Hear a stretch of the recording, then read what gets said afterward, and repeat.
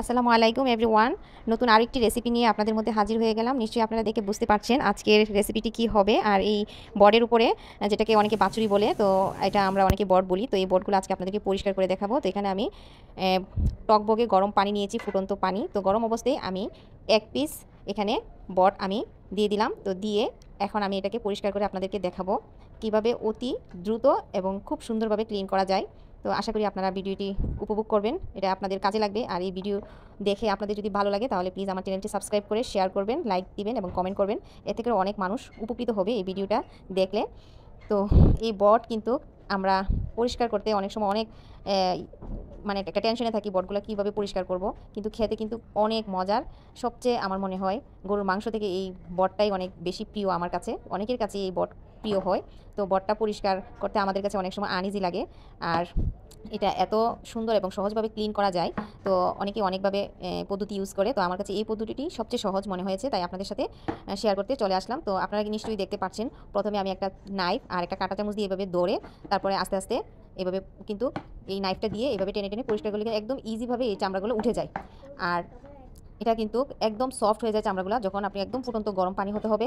আর গরম পানির মধ্যে জাস্ট 1 সেকেন্ডের মতো আপনারা একটু ধরে রাখবেন, তারপর এভাবে নাইফ দিয়ে আপনারা পরিষ্কার করলেই কিন্তু একদম ক্লিন হয়ে যাবে, একদম ফকফকা হয়ে যাবে। তো এই কাজটা একটু ধৈর্য সহকারে করতে হয় এবং কাজটা একদম ইজি। আর আমি একদম একদম ইয়েভাবে দেখাচ্ছি, একদম টেনে আমি প্রথমে দেখাইনি।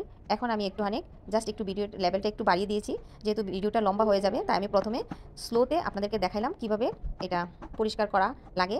তো আমি এখন একটু স্পিডটা বাড়িয়ে এখন দেখুন আমি এরই মধ্যে খুব সুন্দরভাবে ক্লিন করে ফেলেছি। তো এটা ক্লিন করার সময় আপনারা যদি মনে করেন যে একটা সাইড ঠান্ডা হয়ে গেছে, তো আবার একটুখানি 1 সেকেন্ডের মতো, বেশিক্ষণ না, তাহলে কিন্তু চামড়ার মধ্যে লেগে যাবে।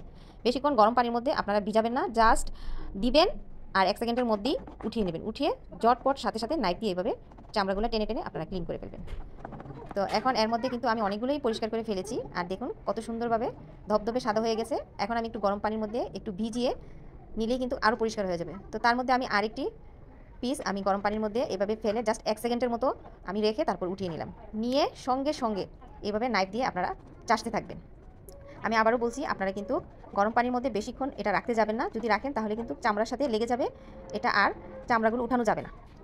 সঙ্গে সঙ্গে এই কাজটা করতে হবে, জাস্ট ফেলাবেন আর উঠাবেন, 1 সেকেন্ডের মতো রেখেই উঠিয়ে নেবেন। উঠিয়ে তারপরে এইভাবে ক্লিন করে নেবেন।